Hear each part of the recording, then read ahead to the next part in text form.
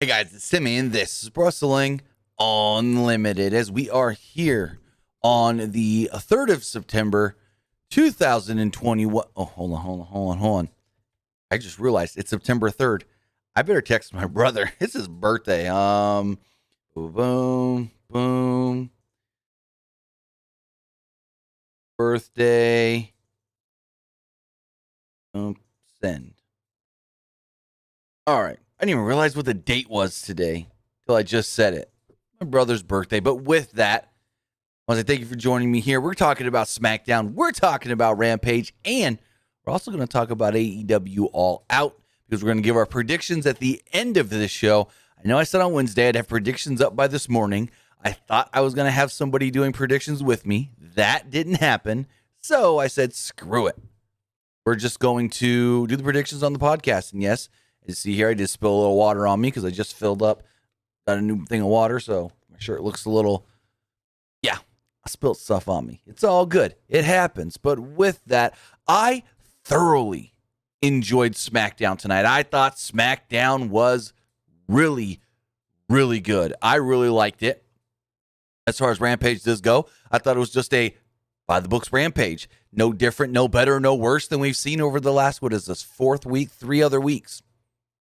CM Punk was great on commentary. Give me more of that. But other than that, it was just a by-the-books dynamite or Rampage, to be honest. But we'll talk about that later. We're going to get into SmackDown first. But I got to say thank you for joining me here. Twitch.tv/PWU Unlimited. YouTube.com/Pro Wrestling Unlimited. And Twitter.com/PW Unlimited. Thank you, Fonzie, for reminding me. I recorded a sponsor video, which you guys will see here in a little bit, right before I went live, so I forgot to turn the lower back on, the ticker. I appreciate that, Fonzie. But speaking of sponsors, this month, we're teaming up with Wicked Cuts Jerky because it's Patriotic Cancer Awareness Month. We'll talk about more of that in a little bit. But with that, if you are watching on Twitch, you can help us out a couple of different ways by hitting that donate button down below or donating Twitch bits in the live chat. Also, remember, you can subscribe to the channel with a tiered subscription, just like Broken King Slender did. Just like Broken King Slender just did for 14 months. Because remember, on Twitch right now, it ain't just September, it's Subtember. And everything's discounted right now as well. Also, I do want to thank Jack Dawson for the Twitch bits. But if you say, I don't want to give you real money, I already pay Jeff Bezos for Amazon Prime. Well, hey, there you go. Link that Amazon Prime account to your Twitch account. Bada bing, bada boom. Subscribe to us right here, Pro Wrestling Unlimited with Prime Gaming. And not only doing that does it give you one free subscription to any Twitch channel, but it also gives you stuff like free games, free stuff like DLC, and other kinds of gaming things as well. But if you say, I don't have that either, call up your mommy, your daddy, your sister, your brother, your aunt, your uncle, the guy that changed your tires down at the Jiffy Lube, the guy that checked you out at Safeway when you bought a loaf of bread yesterday. Say, can I use your Amazon Prime? Link it to my Twitch account, and bada bing, subscribe to Pro Wrestling Unlimited. But on the flip side, if you are watching on YouTube, you can help us out there in the live chat with a super chat or a super sticker donation, just like Jack Dawson. Also, remember, you can subscribe to the channel on YouTube as a channel member, hitting that join button. That gives you early access to news, early access to podcast episodes, early access to non-news videos, and so much more. But with that, we've got Friday Night SmackDown to talk about that kicked off with the Usos and the Street Profits. But before that, actually, they recapped Finn Balor returning last week and challenging Roman Reigns for the title tonight. Michael Cole and Corey Graves were on commentary. Still no Pat McAfee. Cole noted that Pat McAfee is doing better and returns next week in Madison Square Garden. I can't wait to just hear Pat McAfee sitting there and going, oh, welcome to Madison Square Garden, with that accent. He's gonna be, Pat McAfee in the Garden's gonna be great. I can see it right now. With that, the Usos come out and they show Roman Reigns and Paul Heyman watching in the locker room. This was not a SmackDown Tag Team Championship match, but it was a championship contenders match. The Street Profits interrupted to a big reaction as the Usos were talking about disrespect and their family and this and that. Usos get a big reaction and they mock the Usos and notice that they embarrassed them in front of the head of the table last week. Angelo Dawkins worried if the Usos got permission. Roman got permission. Oh, I read that wrong. Angelo Dawkins wondered if the Usos got a permission slip from Roman to be out here tonight. This match was really fun and went almost 8 minutes long.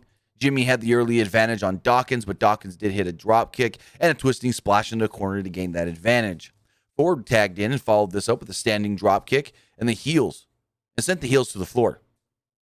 Ford went from a crossbody off the apron, but the Usos caught him and slammed him hard into the barricade. Back from a commercial break, the Usos were firmly in control until Ford hit an enziguri on Jay.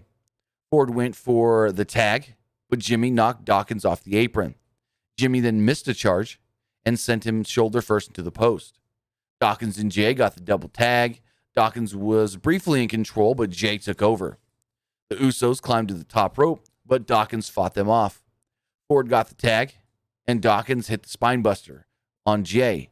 Ford then hit a frog splash, and Jay broke up the pin. Jimmy then threw Ford into the ring post twice, and the ref just calls it a DQ. Makes no freaking sense. What a shitty way to end a great match. What the hell? He throws him into the ring post two times. And they just call for the DQ. Are you freaking kidding me right now? What? After the match, the Usos jumped Dawkins at ringside and beat him down. Ford then hits a scary, crazy-looking dive to the Usos, wipes them out, crashes into the announce table. Ford seemed to almost land on his head. Ugh, this was bad. Got back to his feet. Dawkins and Ford jumped up on the announce table and celebrated as their music played. So technically, the Street Profits win by disqualification. And I guess since they won the championship contenders match, they're going to get a championship title. I just assume. It's very convoluted. It's called beating somebody without really beating somebody. They did it in the main event too. In the back, Roman Reigns told Paul Heyman, bring him his cousins. Heyman left the locker room, and he was immediately startled when Kayla Braxton appeared. He goes, well, Miss Braxton, she got somebody else to bother. And as she started to ask him a question, we hear, Heyman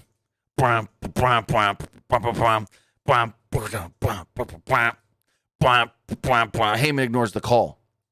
Braxton goes, was that your phone ringing? And we hear again, and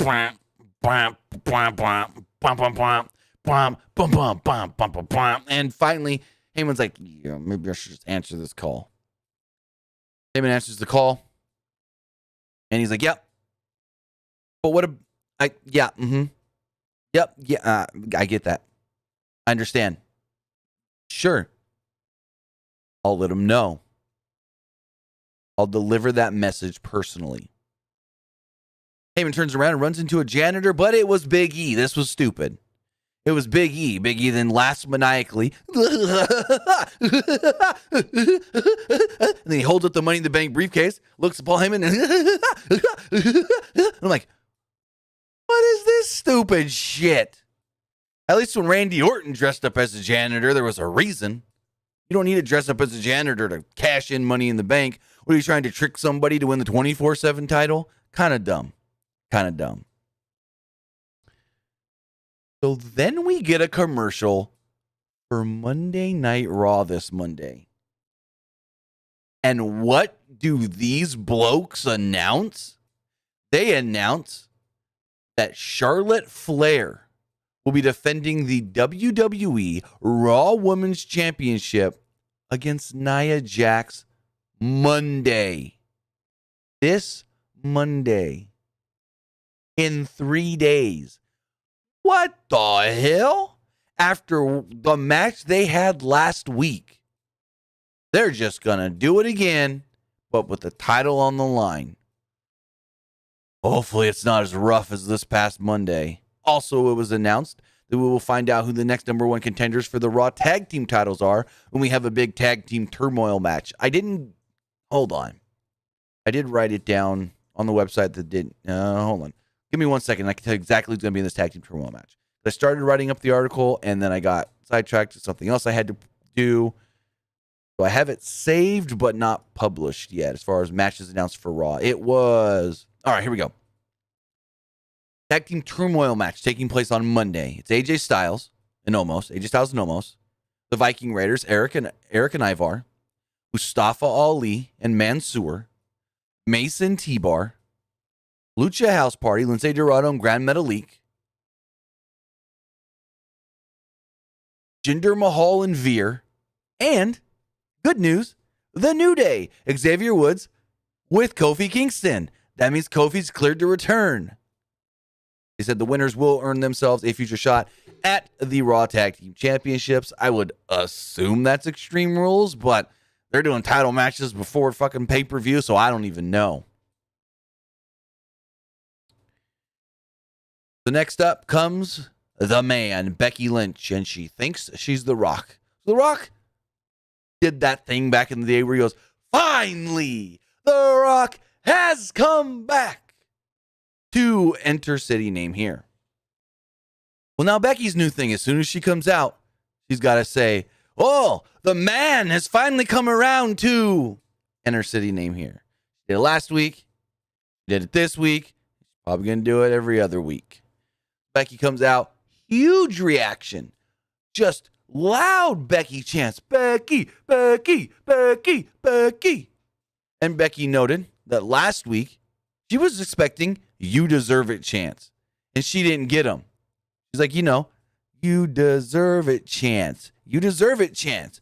And the crowd's kind of like, you deserve it. You deserve it. Like they didn't know if they were supposed to do it, but then they did it. And then Becky gets a big old smile on her face and goes, that's what we needed. Maybe I should have just came here last week instead of going to where we were. And Becky's supposed to be the heel, so I get it. You want that admiration that you don't get from the fans. You want to put yourself over. You want to be cocky and think that you're better than everybody else. And she says that.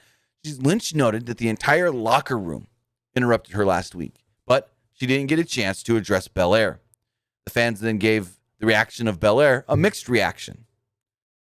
She said Bianca Belair, and more than half of that crowd sounded like they were booing. Lynch noted that the higher-ups called her when Sasha Banks went down because she was the only one that could save SummerSlam. She saved Bianca Belair in her match at SummerSlam. She claimed that Belair doesn't get to complain about Lynch beating her so fast.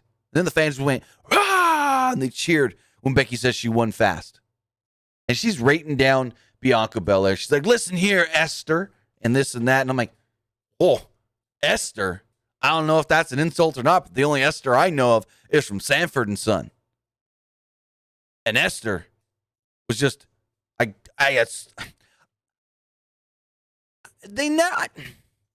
correct me if I'm wrong. Was Esther Fred's sister-in-law? Was Esther Elizabeth's sister? Because they alluded it, but I never really. Let me know if you guys know Sanford and Son. Pam pam prana, pam pam prana, prana prana, pam pam prana. Sanford and Son. Red Fox, great show. Great show from back in the day. But she calls her Esther, and that's the first thing that pops into my head because I'm like, Esther, is that supposed to be a freaking insult? Again, the only Esther I know is Sanford and Son. Anyways, finally Bianca Belair's music hits. She comes out, all smiles, dancing, jumps up on the apron, slaps the booty, and I'm like, Chica, you're supposed to be pissed. She's talking shit, saying that,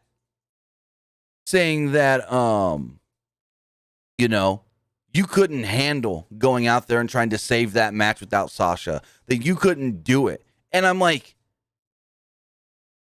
geez, she's going to come out here and be all happy, smiley, spank the butt, and just go, girl, what are you talking about? And I'm like, you need to come out here, no smile, no booty popping, no slapping of the ass, and just be pissed. Walk straight down to the ring, throw off them glasses, and say, Becky, don't talk about me like that. Becky, I won the main event of WrestleMania. Yes, you have too, but I also won an ESPY. Put that in her face. And I'm just like, they need to quit this. Bianca needs to learn.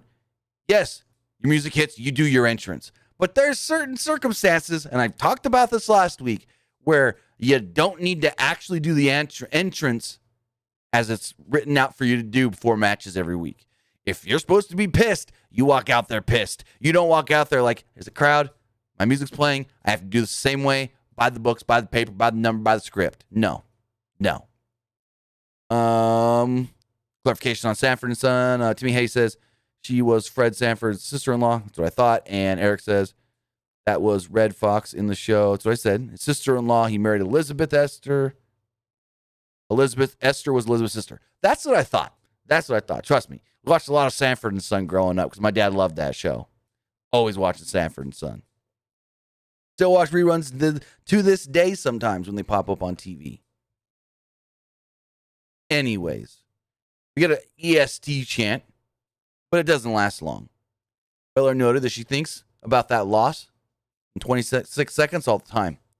She admits that it was embarrassing, and she's still hurt by it.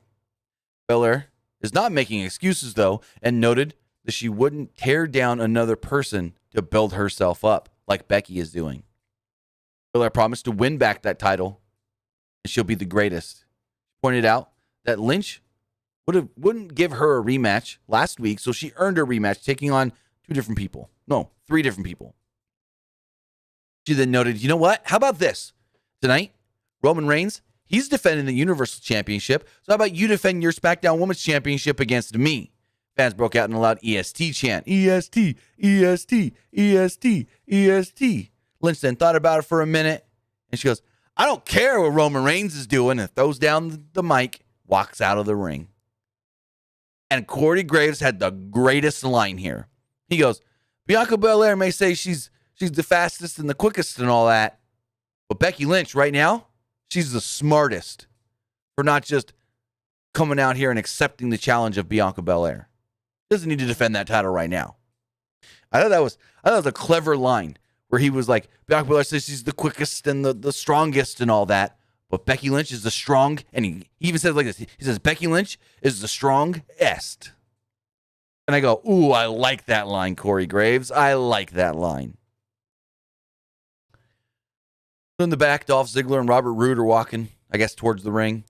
When they walk past Toni Storm, Ziggler then stops, backs it up, and Toni Storm's there's just a table. Nobody around, nothing on the table, and she's just standing there.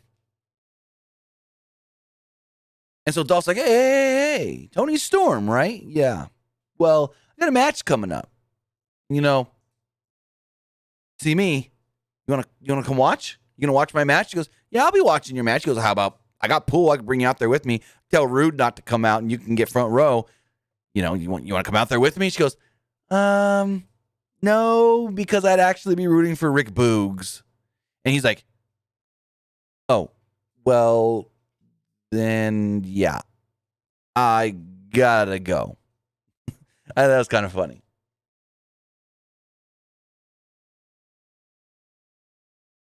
One second. There we go. So, next up, we had Rick Boogs versus Dolph Ziggler. Match went a minute and a half. Wasn't much to it. Ziggler tried taking Boogs to the ground early, but he fought back. Boogs took over after giving Ziggler an impressive press slam. Boogs then went for the pump handle slam, but Ziggler slipped out and hit a DDT. Ziggler then went for a super kick, and Boogs caught the leg, hit the pump handle slam, and picked up the victory, defeating Dolph Ziggler. Toni Storm, I thought maybe would come out and celebrate after or something. No. They're just using her as a pretty face backstage. That's it. That is it. Boogs wins. Toni Storm just gets to stay backstage. People are going to say, oh, hey, at least she was on TV this week. Yeah, but really, they made her look dumb by just standing next to a random empty table. And then she did nothing else. Stupid. So in the back, you see Becky Lynch walking around when she's approached by Sonya Deville and Adam Pearce. Deville announced that Lynch will defend that SmackDown Women's Championship against Bianca Belair because she earned it. And she will do so at Extreme Rules. Pearce then informed Lynch that next week, I might have had that mixed up. Maybe Sonya said for next week. I don't remember. Anyways, one of them said that next week in Madison Square Garden, there will be a contract signing. Yeah, Sonya said this. There'll be a contract signing to make this match official. It will happen in Extreme Rules, and the contract will be signed next week. So it's the first match that actually has been announced for the September 26th Extreme Rules pay-per-view. And Becky and Bianca, they're on that. They're first match announced for the pay-per-view. They're going to be tired that week probably because the whole week before that, well, not the whole week, but the Sunday,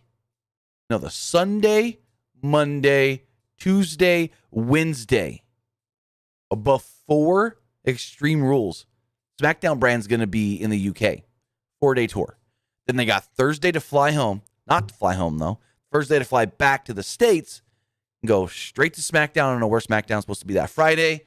Then they got Saturday, Sunday they've got Extreme Rules. So that's going to be a very busy week for the SmackDown brand. It's the SmackDown brand minus the Usos and Roman, with additions of Jinder Mahal and Drew McIntyre. So, and since the Usos and Roman are not going on the UK tour, they have been advertised now for Monday Night Raw in Raleigh, North Carolina, the Go Home Raw for Extreme Rules. So it'll be interesting to see what role the Usos and Roman have on that show. Because I doubt they bring them to Raleigh just for like a dark match or something. They'll be on SmackDown or Raw. So next up, we had Cesaro versus Seth Rollins. Match went 9.5 minutes and ended with a damn DQ. But it's a good match. Good match nonetheless.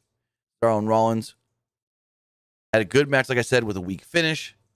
Before the match, Caleb Braxton interviewed Seth. Rollins claimed that tonight is a new beginning. He's moving on from Edge. He said he watched this SummerSlam match several times and learned several things from Edge. He said he's going to use everything he learned and promised to beat his old nemesis, Cesaro, tonight. Going forward, Cesaro caught Rollins early in midair and hit a tilt-a-whirl backbreaker to get the advantage. Cesaro followed this up with an uppercut at ringside. Rollins recovered and caught Cesaro with a dropkick. Cesaro fought back and hit a dropkick as well. Cesaro then went for a giant swing, but Rollins grabbed the ropes. Rollins then hit the Edge Impaler DDT for a near fall. Back from the break, Cesaro rocked Rollins with a right hand.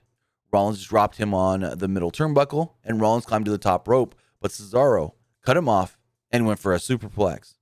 Rollins slipped out and hit a buckle bomb for a close near fall. Cesaro then rocked Rollins with an uppercut. Rollins fired back and hit an Edge-O-Matic for a 2. Cesaro recovered and rocked Rollins with another uppercut in the corner. Cesaro then went for the giant swing, but Rollins rolled him up for a near fall. Rollins then went for a sling blade. Cesaro caught Rollins and put him in the swing. Cesaro swung and swung and swung. I didn't count how many times he swung, but it was more than 10. And he transitioned it into a sharpshooter, as he always does, but Rollins made it to the ropes. Rollins then rolled to the floor. Cesaro went for an uppercut on the floor, and Rollins blocked it with a chair, getting a disqualification. Rollins gets DQ'd here. After the match, Rollins attacked with the chair. Took a piece of the chair, just like Edge would do, or has been doing, and put it in the mouth of Cesaro to lock in a crossface. Eventually, Rollins locked in the crossface with Cesaro's leg in a chair. He released the hold and hit a stomp. Rollins grabbed another chair and looked like he was going to set it for a concerto. This is when Edge's music would hit. Edge would run out to make the save. Seth would jump out of the ring, laugh at Edge, laugh at Cesaro, and the crowd chanted very loudly, "Edge, Edge, Edge, Edge, Edge." So, in the back, Roman Reigns and the Usos went over their game plan for tonight. Paul Heyman approached and informed Roman, we got a problem. Reigns like, I'm not worried about Finn Balor. I'm going to smash him, pin him tonight. And Heyman's like, no, it's Brock Lesnar. He's going to be at Madison Square Garden next week. Roman's like, well, how do you know? He's like, he called me. Saskatchewan, wherever he's from. He's like, How do you know he's in Saskatchewan? He's like, I don't. Maybe he's in Minnesota. And Roman's like, how do you know he's not here tonight? And Paul's just like, I don't, but. And Roman's like, was he watching the show from home?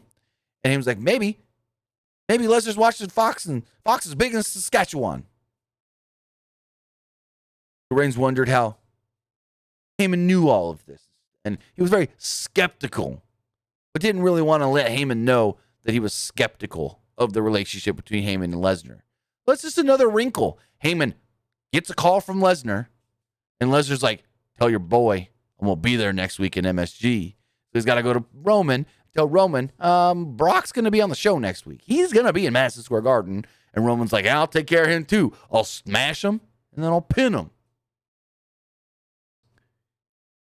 And yeah, so I don't know when that match takes place, because I would think Saudi Arabia, but it's a little early for Saudi, I think. A little early to be building it up for Saudi. The Saudi's not till end of October. Happy Corbin arrived at the building. He got out of his Rolls Royce, mistook Mackenzie Mitchell for a valet and said, valet, park my car. Back from the break, Caleb Braxton approached Edge. Edge says that he knows the game Seth is playing, but it's got to stop. Edge then challenged Seth Rollins to a match next week inside Madison Square Garden. But we got a SummerSlam rematch, and if this is as good, if not better than the match from SummerSlam, it's going to be great, because their match, I felt like Seth and Edge was match of the night for SummerSlam. You can disagree or agree if you want, but I thought that was the best match from SummerSlam. And yeah, this should be interesting. It'll be very interesting to see how this goes. We got Brock next week, got the contract signing next week. Then we got Edge versus Seth Rollins. Can't wait. Then we had the KO show, and this is where the show kind of was like, you can go grab dinner now. It was fun, but it was like, what is this really building to? Kevin Owens came out, wasted no time, called his guest Happy Corbin.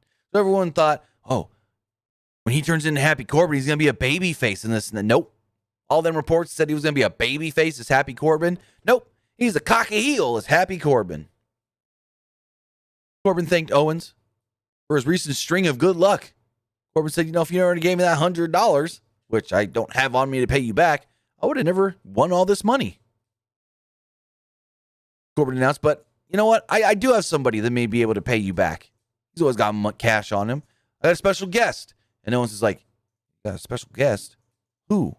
He's like, my special guest is Logan Paul. Logan Paul walks out, and this crowd just deafening. Boo! Paul comes out, and he thanks Owens for having him as a guest. And he's like, I really didn't want you here, but sure. Corbin claimed they have a lot in common. Paul agreed, and noted that they hung out after his brother Jake beat Tyron Woodley this past weekend. He goes, yeah, that did happen. You all saw it. Fans booed again. Owens then mocked Paul and Corbin.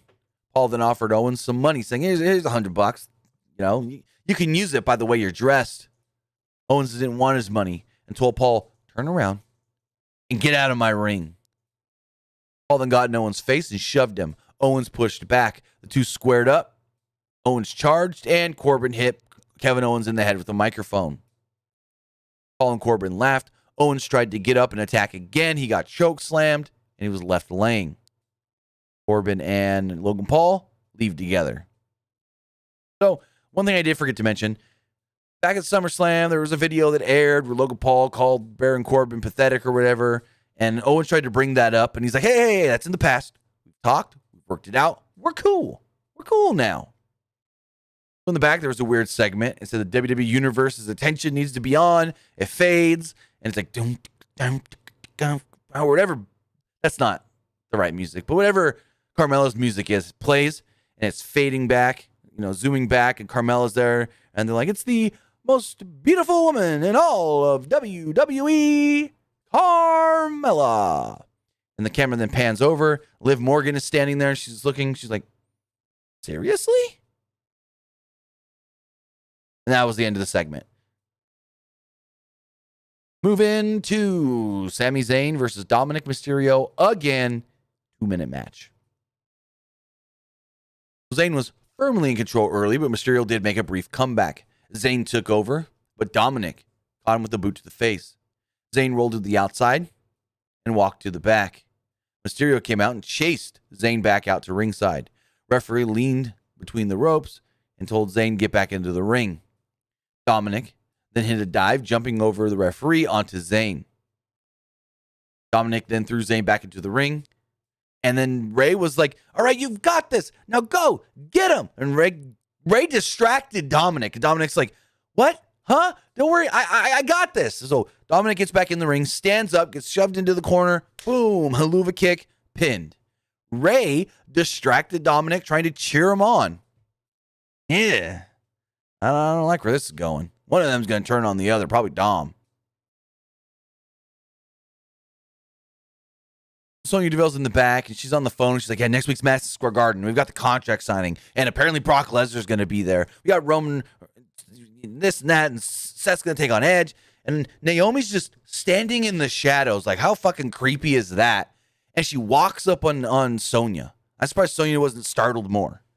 And she's like, hey, excuse me, Sonya. And Sonya's like, yeah, Naomi, what, when you see I'm on the phone, she's like, well, you told me last week you didn't have a match for me, and to come to you this week for a match. And Sonya's just like, oh, slipped my mind. I forgot. Get with me next week.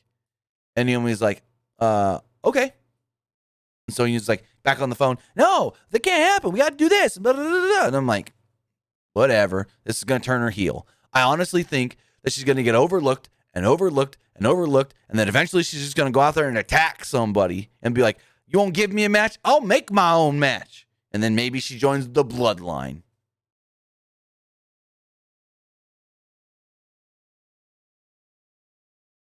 So we go into our main event, but before we do, Finn Balor is interviewed, discussed being first ever Universal Champion.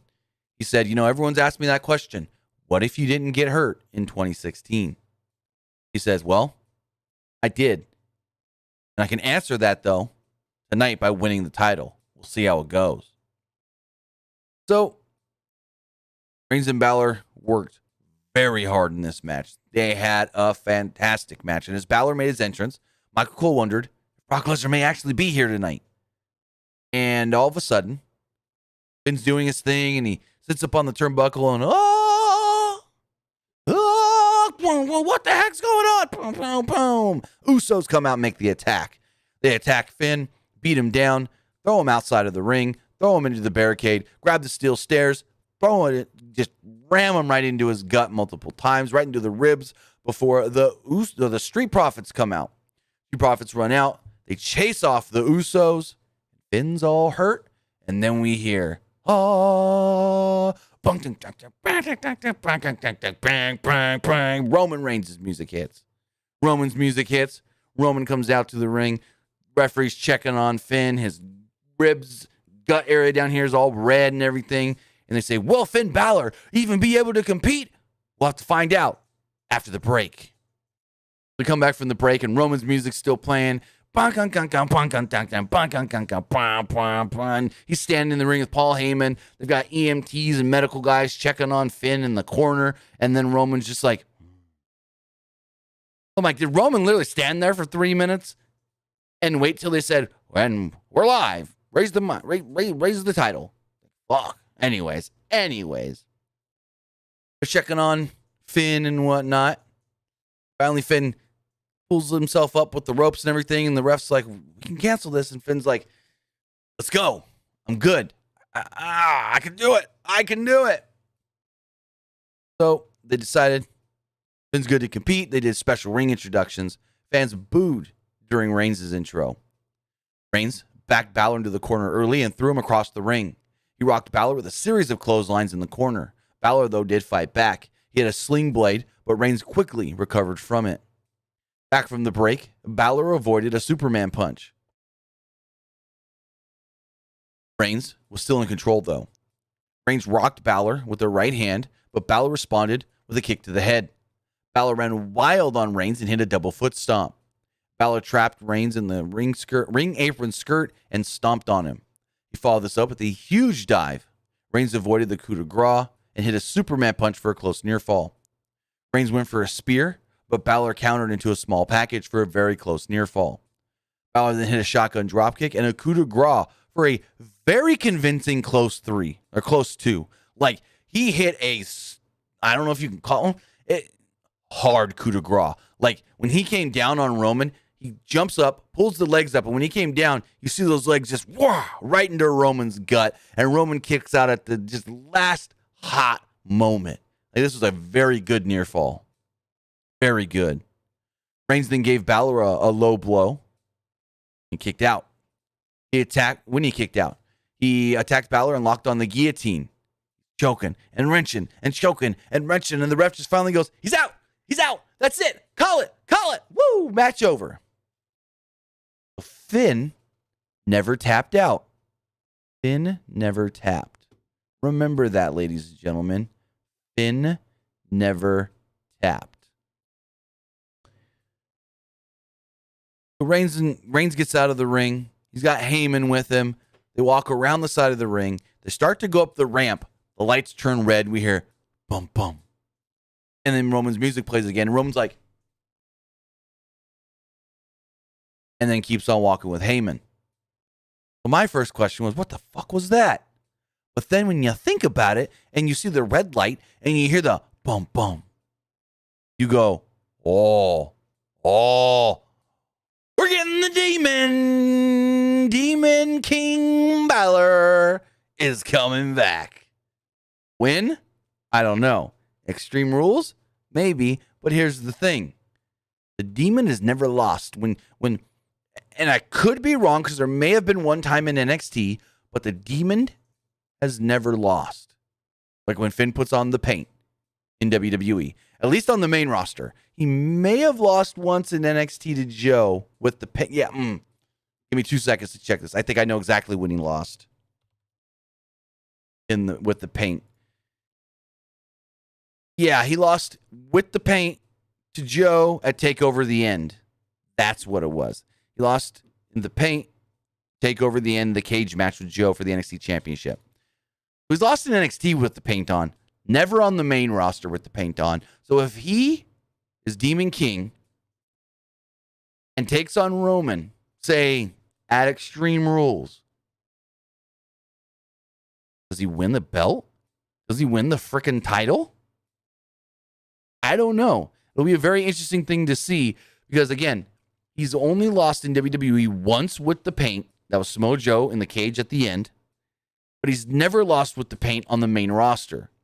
He's beaten. No, he hasn't. Thinking about it, he has not. House show. What are you talking about, Alexis? What about a house show? It wasn't a house show where he lost in the paint to Joe. It was at NXT TakeOver the End in a steel cage match. But the demon character is undefeated on the main roster. Hopefully, he stays undefeated. I doubt it because he's taking on Roman with the title on the line. Oh, we're assuming he's taking on Roman with the title on the line. So we'll see. We'll see how it goes. But they did tease the demon or the Demon King, whatever you want to call it, with that whole red lights, dum dum, and then back to Roman's music. So I'm interested. Brock thing is probably just going to be Brock coming back and going, oh yeah, I'll face you in a month, Saudi Arabia. But then Finn maybe comes out and says, Roman, that was cheap last week. Yeah, I could have said I didn't want to do it, but I did it anyways, and this and that, and you had your boys come and get me, and I don't know. He's like, but there's somebody else that wants to see you. Maybe they use the demon as the new Fiend. That would be kind of cool. Hopefully they don't use him as bad as they use the Fiend, because Finn as the demon has always been really, really cool. So we'll see how that goes, but that was Friday Night SmackDown. Again, big show coming up next week for Madison Square Garden. Brock Lesnar will be there. Got a contract signing for Extreme Rules, Becky and Bianca, and Edge takes on Seth Rollins. Plus, it's a Super SmackDown, so that means someone from Raw is going to be on the show as well. Vingy says, steel cage match, question mark. Yes, NXT TakeOver The End. For the NXT Championship, the main event was a steel cage match between Samoa Joe and Finn Balor. Finn wore black and white paint, and Joe won. 9 days, Bangs? Oh, snap. We need to get on that. I haven't played in a while. We need to get on that. Anyways. Check the polls. Let's check what you guys thought of tonight's Friday Night Smackdown. As far as the Twitch poll does go, 80% of you liked it. 20% didn't like it. As far as the YouTube poll does go, 73% of you did like tonight's Smackdown. 16% did not. And 11%. No, 16% thought it was just all right. And 11% did not like tonight's Smackdown. But with that, guys, before we get into AEW Rampage, got a quick little message here. We're partnering up with Wicked Cuts Jerky, Patriotic Cancer Awareness Month. Take a listen over here, how you guys can help out as well.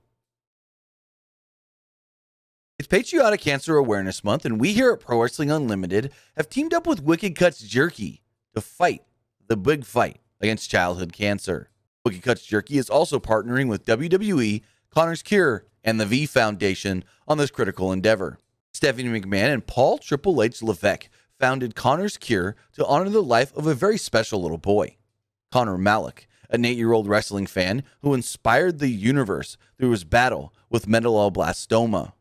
Through their partnership with WWE and the V Foundation, Connor's Cure is dedicated to raising funds and supporting the ongoing research in new agents for innovative therapies for kinder treatment and ending patriotic cancer.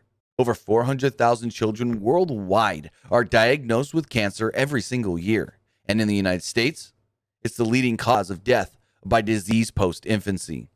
Connor's Cure has teamed up with the Wicked Cuts Jerky Group to create a new flavor of smoked barbecue bacon jerky.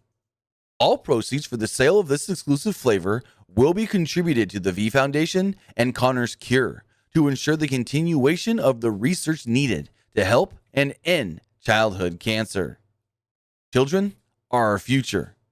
We must fight to ensure that every child has the chance for a bright future full of hope and opportunity.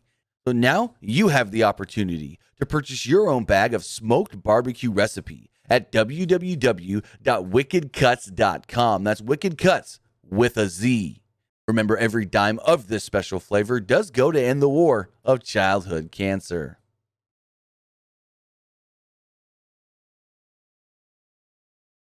All right, guys. So like you heard there, we're partnering up with Wicked Cuts Jerky. All the proceeds for their new special jerky, their smoked barbecue recipe, will go to Connor's Cure and the V Foundation. So head over to their website, link in the description below, Wicked Cuts Jerky, Wicked Cuts with a Z.co. In order now to donate and help. All proceeds go to Connor's Cure and the V Foundation. But with that, we've now got AEW Dynamite. Nope, Rampage. Still got to get used to saying that. AEW Rampage to talk about. Let's pull up those notes here, close out the SmackDown notes. Rampage, like I said earlier, kind of a by-the-books show. Kind of a just all-right kind of show. CM Punk on commentary was really good, but we know that because he was good in commentary when he did it in WWE. He's been good on commentary when he's been doing it for MMA. Nothing new there. So, regardless, the show itself did open up with Malachi Black against Lee Johnson. Apparently live, Malachi Black got a great reaction from the crowd in Chicago. But Black stalked Johnson and cornered him right away. Johnson avoided a spin kick and a knee strike before surprising Black with a back elbow. It just served, that just served to infuriate Aleister Black. I made a boo-boo. Malachi Black. That's the first time I've messed that up. Malachi Black. He took Lee Johnson down with a leg sweep and attacked in the corner. Strong back elbow that led to a commercial break from Black. Johnson made his comeback upon return. He took Black down with the back elbow before smashing him with a big tope suicida. Johnson kept up the attack with a frog splash, but Black countered out and followed this up by punting Johnson's head off with a soccer kick. Black laid in some nice strike combinations in the corner before looking for a weapon at ringside. Black then grabbed a chair and looked like he was about to use it, but then dropped it and offered a free shot to Johnson to use it as a weapon. Johnson stood up on wobbly legs with the chair in hand, but was immediately struck with a spinning wheel kick and finished off by Malachi Black. As soon as the match ends, out would come Dustin Rhodes. Black would jump out of the ring, Rhodes would grab the chair, and nothing happened other than Dustin yelling at Black. So after commercial break, Dustin's interviewed by Mark Henry backstage. Dustin was asked about how he was feeling with what just went down. He said there's nothing Black can do to him that he hasn't been through already. He said Black's all about dark places. Well, he's been to every dark place you can be to. And next week on AEW Dynamite, he will take on Malachi Black.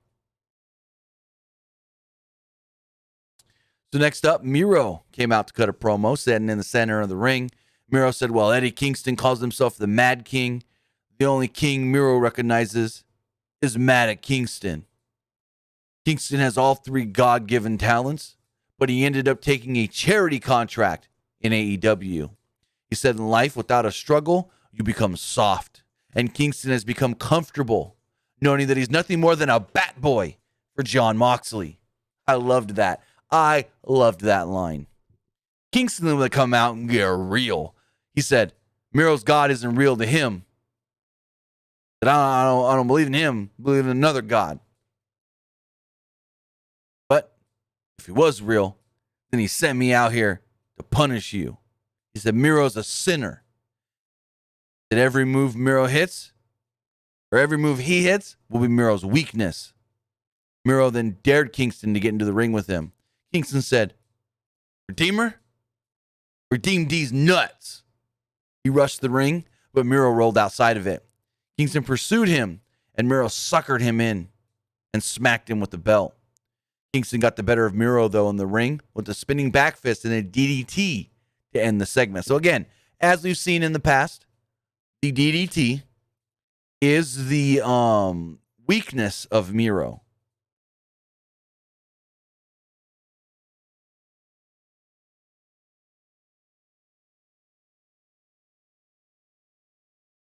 So next up, we had a 2-on-1 handicap match. It was Chris Statlander against Jamie Hayter and Rebel. Hayter started out with a long, aggressive lockup against Statlander. A hair pull allowed Hayter to pull Statlander into the corner. This is where Rebel attacked with frequent tags and this and that, and they tagged in and out. And I got a little bored here. I'm going to say it right now. I got a little bored here. There were some weak kicks from Rebel, which allowed Statlander to fire back. She dropped Hayter onto her partner. Statlander hit repeated corner attacks. Excuse me. I followed this up by a forced double-team flatliner on Rebel for a 2. Statlander clotheslined Hayter off the apron and got Rebel in an electric chair. She then caught Hayter in a crossbody position, hitting an impressive power slam and an electric chair combination at the same time. There was a roll-up from Statlander that got a 2. She then locked on a spider crab submission and picked up the victory. No surprise there. The challenger for the belt defeats the odds. Ooh, I'm so shocked. Didn't see that coming. And didn't see this coming. All 3 heels would attack the challenger. So out runs Red Velvet. They run away. And there you go. They randomly showed a press conference. I don't know where this came from. With Moxley and Kojima. I'm like, what the hell? This is random. And Moxley just all of a sudden, she gets mad, throws the table, and him and Kojima go to blows. Like, this is the most randomest shit I've ever seen. But I got an idea for AEW that would actually be very cool and very interesting. And they can do it on their YouTube if they wanted. So we've seen at times AEW does these press conferences. They did it with Cody in the past. They've done it now. They did this one with Moxley and whatnot. But AEW does 4 pay-per-views a year. What they need to do before these pay-per-views is film some mock press conference thing. Even do a real press conference. Why not? And it would build better anticipation, I think, for the upcoming shows. What they can do is they can do the whole press conference, air it live or pre-taped on their YouTube channel, but then on either Dynamite or even better, Rampage before the pay-per-view, they air clips from it. They say, hey, this went down at the all-out press conference today here in Chicago at the such and such hotel and this and that. And they only have to do 4 a year. One before All Out, one before Full Gear, one before Double or Nothing, and one before Revolution. Do 4 of these a year. It would make your company seem more legit, like they want to be, like more sport and not entertainment. And yeah, I think that they should do this. I think they should do the whole press conference thing before the big show, which are the pay-per-views. They've only got 4. Remember when WWE used to do the pre-WrestleMania press conferences? Haven't done one since WrestleMania 30, but they used to do these all the time before WrestleMania. And it would make WrestleMania feel like a bigger deal. Like when we went into WrestleMania 30 and Daniel Bryan was there in the Hard Rock and talked about this, and we had Triple H there, and we had Randy, and we had Batista, and I really liked that. And it, again, gives it more of a real sport feel, just like UFC. UFC does their press conferences, what is it, like sometimes 2 weeks or so before the card, or maybe it's the week of, I can't remember exactly. But I think that's something AEW can utilize. They don't have to do it live with a real crowd. No, since Saturday, they don't do press conferences. Those are what you call media calls with Triple H that they didn't even do last week. That is not the same thing as a press conference. Press conference is when you have a bunch of the competitors there. You have a moderator standing between, and there are questions to be asked. They can have real media there if they want, or they can say, we have questions submitted by media. We've got a question from Mike Johnson of PW Insider. We've got a question here for so-and-so from Sean Ross Sapp of Fightful. We've got a question here from Tim Jarrell of Pro Wrestling Unlimited. You know, they can do that. They can have their moderator, whether that's Tony Schiavone, whether that's Excalibur, moderate the press conference. You get like 3 or 4 of your biggest matches. You set the baby faces on one side, the heels on the other side, and go. I think that could be really good, really cool, really fun. And again, give it a real sports feel and less entertainment. Because every time AEW does one of these press conference things, it's just to lead to a brawl. Hokey sports entertainment. But if they were to do them legit, get real questions from the media, you don't have to have the media there asking the questions. You can have media members submit the questions for like an Excalibur or a Tony Schiavone to ask. And then you've got like Jericho, MJF, you've got Punk, Darby. You've got, that would be a weird one to put Punk and Darby because who would be on the babyface side, who'd be on the heel side anyways. And you say, you know, we've got a question here from Tim Jarrell of Pro Wrestling Unlimited. He wants to ask CM Punk, you know, how do you think your cardio is going to be going into the match? How is your stamina? How has your workout been going into this match at All Out? You've been gone for 7 years, you know, something like that. I think that would be really, really cool. Again, they can air the highlights on Dynamite, air the highlights on Rampage, put the whole thing up on their YouTube. Maybe they can even get TNT to let them air the whole thing. I don't know. That would be really cool. That would be a really cool thing they should do. They only got to do it 4 times a year because do it before the 4 pay-per-views. And that would, A, make your pay-per-views seem more important. Because right now, to me, their pay-per-views are important, but not as important feeling as they should because they have all these other super events with them. When you say we got 4 pay-per-views and they're big deal pay-per-views, but then sometimes you do bigger matches on your Fight for the Fallen Dynamite, your Fighter Fest Dynamite, your Winter is Coming Dynamite, it kind of diminishes the oh crap, those big matches can only take place on the pay-per-view. Because like I'm going to say it right now. Christian Cage versus Kenny Omega. It's going to be a good match on the pay-per-view. But Kenny Omega didn't even win the belt on pay-per-view. He won it on Dynamite against Jon Moxley in a more hyped up, more built up, better, more highly anticipated match. When you're having bigger matches, and I get it, they want Dynamite to be special as well. But when you're having bigger matches on your Dynamites than you are on the pay-per-view, that's almost like, hey, bro, you're making us pay $50 for this when we've got better matches for free on Dynamite, better cards? No. Local 49ers fan says, didn't NXT do a press conference for TakeOver one time? Not that I can remember. Again, I know Triple H does the media call stuff before every TakeOver, but not press conference. No, not press conference. But I think that would be something cool they can do. They got to do something to make these pay-per-views feel more important, because right now, the way they load up these special editions of Dynamite, sometimes they're better than what we've gotten on pay-per-view. And that's not good. You should be getting your biggest, best, can't see them anywhere else matches on pay-per-view. But when you're going to Dynamite, like I said, Moxley and Jericho, or Moxley and Omega, that was a fucking Dynamite match. So, we'll see. We'll see where they go, what they do. We ran down the card for All Out. We're going to talk about that here shortly. They also let us know that next week, Malachi Black will be taking on Dustin Rhodes. That match has been made official. And for next week's Rampage, Pac versus Andrade. Apparently, there were some travel issues. Pac couldn't make it back to the United States in time for All Out this weekend, but they're confident that he'll be here by next Friday. Actually, no. Next Give me 2 seconds. Is next week a live show? I don't think it is. I don't think next week's Rampage is a live show, but we could check. Events. No, they're filming all on Wednesday. Wednesday, September 8th in Cincinnati. So next week's show is not a live show. So very interesting that they couldn't get Pac here in time for Sunday, but they feel like they'll have him 3 days later on Wednesday. That's okay. Sure. Mark Henry did his interview like he's been doing for the past 3 weeks before the main event. I guess this is the staple.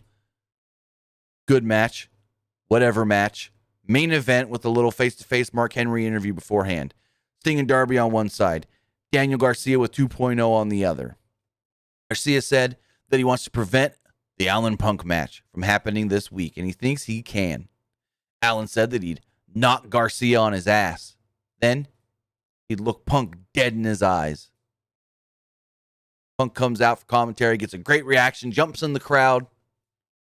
And yeah, apparently that pop was massive. It came off good on TV, but apparently, so I know someone that was there, and I get a text message when after Punk's entrance, and he goes up to commentary or whatever, and I go, and the text message says, I'm going to pull it up here. Punk's initial pop sounded great on TV, yet the pop he got tonight sounded 10 times better. Jeez. I don't know if maybe it was just a better pop tonight, better crowd, because everyone's in for All Out, so they came in early for Rampage, or if it just comes off better live and in person than it did in TV. But going forward, it was Darby Allin versus Daniel Garcia. These guys had a pretty good match. Allin took Garcia down and laid in the ground and pound early, forcing Garcia to regroup on the floor. Allin kept up with the attack and hit a running coffin drop through the barricade. Garcia moved out of the way, though. Sting attacked 2.0, and meanwhile, Garcia sent Allin into the ring steps before bringing him back into the ring.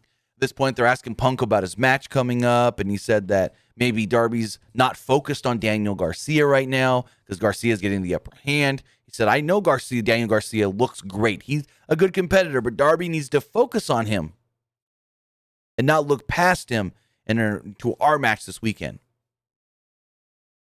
Then Jericho asked Punk, how are you going to do in your match this weekend? Your cardio up to snuff? And fucking Punk goes, cardio's all I got, Chris. And Chris Jericho goes, yeah, I know. I've seen you around these buildings running around the arena with what looks like a bulletproof vest on. And Punk goes, well, it is. I don't want to get shot. And Jericho goes, yeah, true. We are here in Chicago. I'm like, God. He said, yeah, well, it is a bulletproof vest. I don't want to get shot. And so Jericho, yeah, we are here in Chicago. Damn. Anyways, a reversal from Allen allowed him to get into a Fujiwara armbar, but Garcia rolled to the ropes to break it. Allen countered to target Garcia's left arm until Garcia used the steel steps for leverage. He regained control. Garcia then locked on a modified chin lock, fish hooking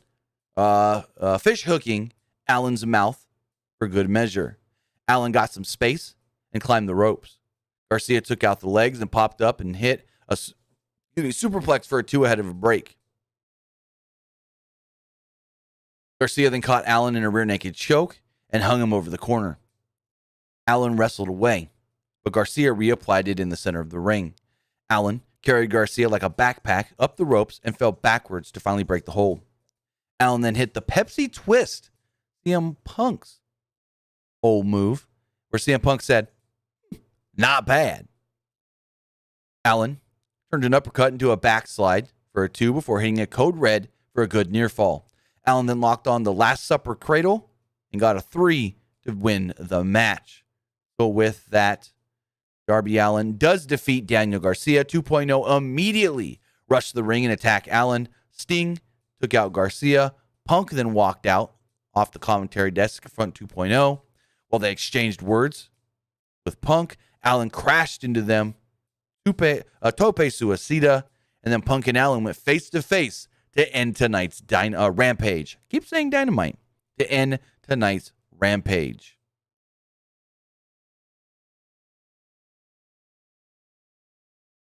So with that was AEW Rampage, the final show before All Out. And yes, Thomas, you are right. They did do a press conference with Wade Barrett. They did. You are right there.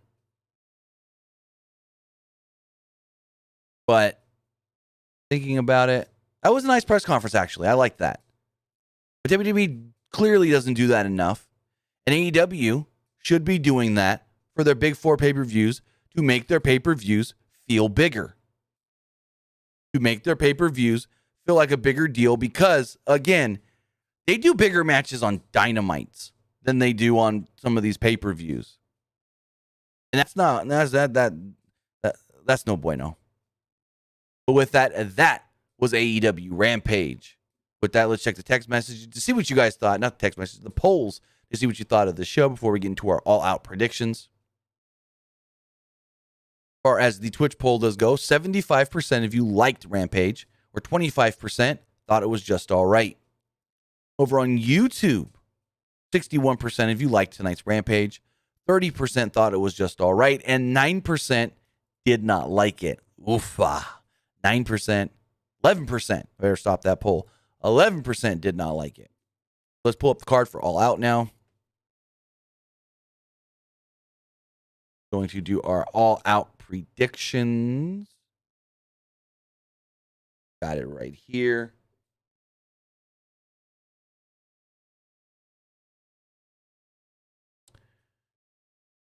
With that, this coming Sunday is the AEW All Out pay-per-view.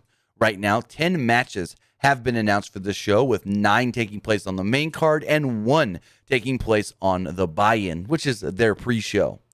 With that, I thought I'd run down all the matches that we do know of. I don't assume any more matches do get announced, but all the matches we do know of, and give you my predictions on who I think is going to come out victorious. Also, I want you guys to know, for the first time ever, an AEW pay-per-view will be available on Fight TV in the United States. Yes, you heard me right. All Out this Sunday on Fight TV in the United States. Now, I want to let you guys know that in the description below, we do have our Fight TV referral link. If you use our link, you will be supporting Pro Wrestling Unlimited, but you will also be getting $10 off of your purchase. $10 off of your purchase of All Out or whatever next event you do purchase after making a new account on Fight with clicking our link or using our referral code in the comments below. So go check that out. Use that link, make a new account on Fight, and get $10 off of your purchase of All Out this weekend. Not only will it help you in getting $10 off, but it'll also support us here at Pro Wrestling Unlimited. But as we look at the card for All Out, we got the first match here. It's the buy-in. It is a 10-man tag team match. It is the Best Friends, Orange Cassidy, Chuck Taylor, and Wheeler Yuta, taking on Jurassic Express's Jungle Boy and Luchasaurus, or teaming with the Jurassic Express's Jungle Boy and Luchasaurus against the Hardy Family Office, Matt Hardy, Private Party, Isaiah Quinn, and Mark Quinn and Isaiah Cassidy, the Hybrid 2, and Angelico and Jack Evans. You got to do it. You got to go with the baby faces. It's the pre-show. You give the baby face the win. You hype up the crowd going into the main card.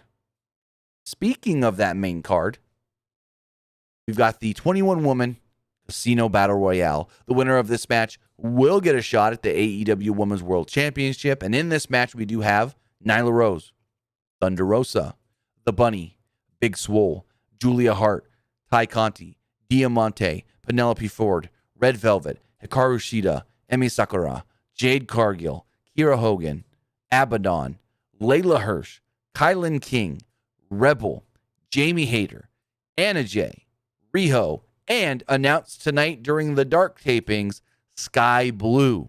The only name not announced is the special 21st entrant, the Joker. That person will be a surprise, and we will not know who that person is until they come out. If I'm going to predict, I'm going to say Ruby Soho. Ruby Soho is going to come out as the Joker. I think she would be fantastic in this match, and I think she would also be a fantastic addition to the AEW Women's roster. As far as who wins the Battle Royal, that's the tougher one. That's the tougher pick. But looking at everybody, honestly, I don't want to say it because I think she should be built up before getting a title shot, but Ruby Soho. If Ruby Soho is the Joker, I'm picking Ruby Soho. So going forward, we do know that Jon Moxley will be taking on Satoshi Kojima. Moxley gets the win here, of course. Paul White will be going one-on-one with QT Marshall, and I think you got to go with the big man, Paul White, in his AEW in-ring debut. Chris Jericho will be taking on MJF. If Jericho is not victorious here, he must retire from in-ring competition in AEW. This is a tough one, because I could see ways to make this work either way, but Jericho. Gonna pull my leg right now, Jericho. With the AEW TNT Championship on the line, we got Miro defending against Eddie Kingston. I'm gonna say it's God's favorite champion. Miro is gonna win. And then he's going to do just like he said on Dynamite. He's going to win. And then his hot wife is going to lay down for him and then he's going to lay down for his hot wife in the hotel room. Just like he said. He said, the only person I laid down for is my hot wife in the hotel room after my victory. So Miro's going to win. He's going to go back to the hotel room. He's going to lay on that bed. And he's going to do good things with CJ. Said it. Miro.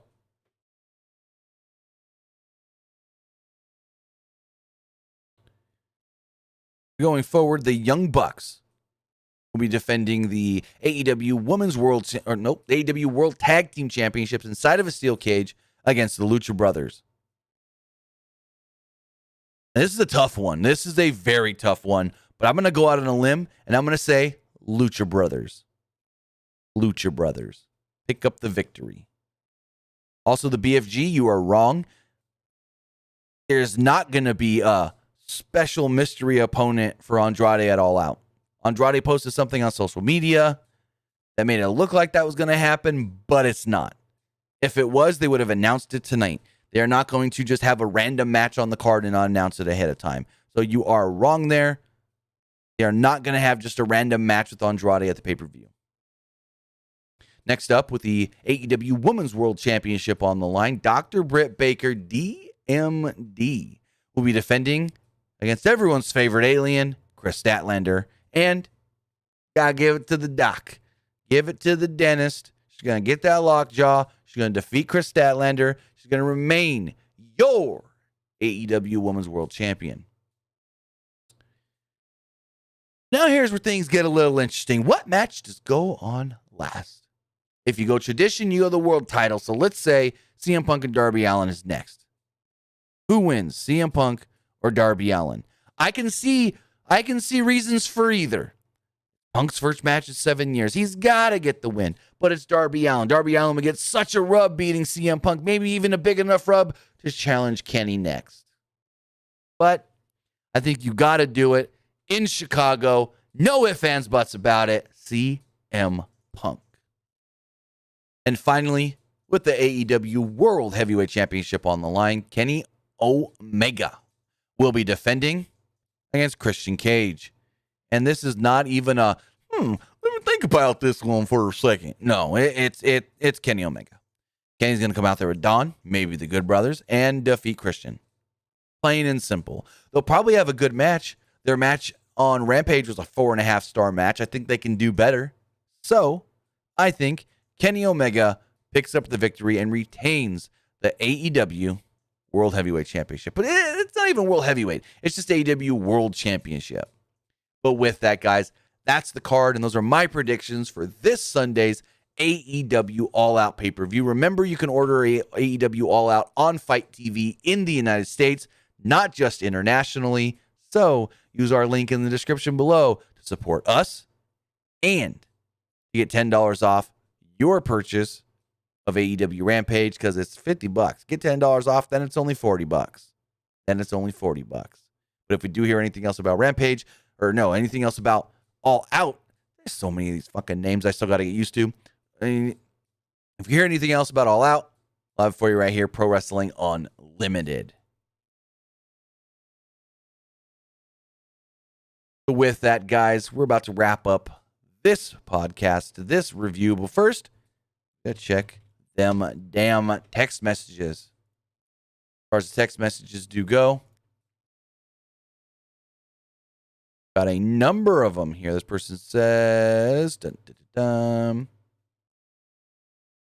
You think we see the Demon Finn Balor because they teased it tonight after Roman Reigns win his match tonight on SmackDown? I already talked about that, and yes. It says, if I was fantasy book, Naomi heel turn. I let her take on Liv Morgan, yet let Naomi lose her the match again. Okay. Again, if you guys can't write in English with damn sentence structure, I'm not even gonna. Versus when they split the Mysterios, who do you think turns heel the other and win? I think they might turn him soon, and I think it might be Dom. Dom's gonna get frustrated that his dad keeps messing him up. His dad keeps distracting him. So, I think that's what's gonna happen. Versus, I really thought SmackDown and Rampage were two really solid, great shows tonight. Do you think AEW Grand Slam, possibly we see a 6-man tag between Sting, Darby, and Punk versus 2.0 Daniel Garcia? If 2.0 and Daniel Garcia keep beating down Punk, Darby, Sting. Also, do you see Kevin Owens facing Logan Paul? No, okay, I don't see Kevin Owens versus Logan Paul. No, I don't see that. As far as the 6-man tag, I don't think you wait until Grand Slam. You do it next week. Why wait 2 weeks? Why wait a week and a half and not just do it the next week? Just do it next week.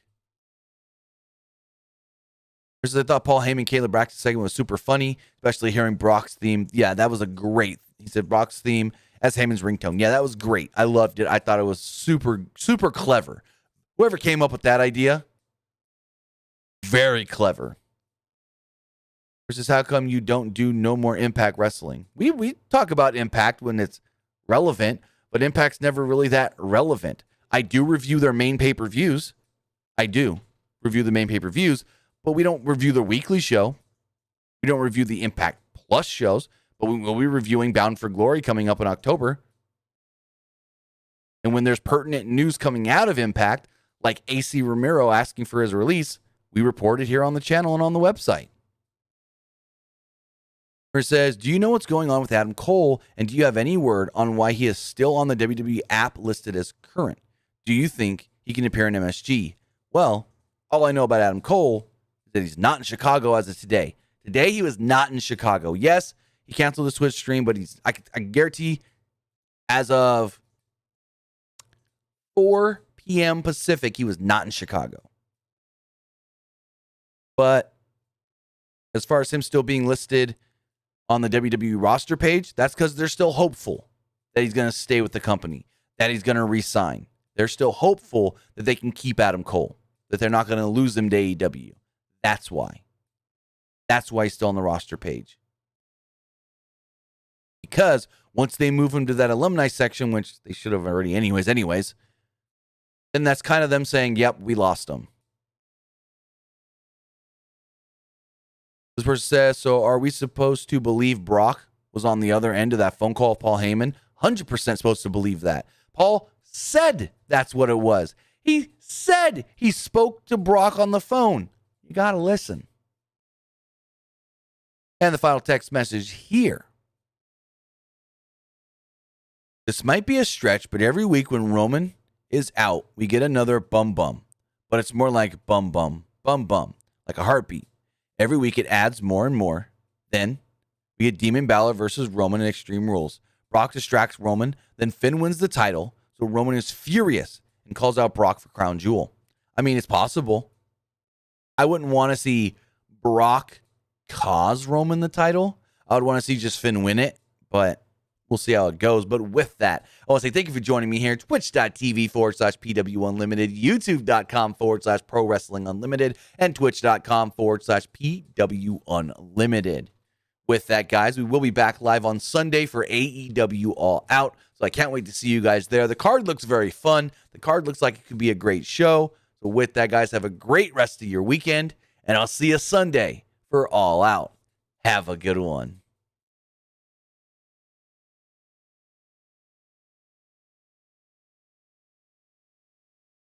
All right, guys, if you're still watching,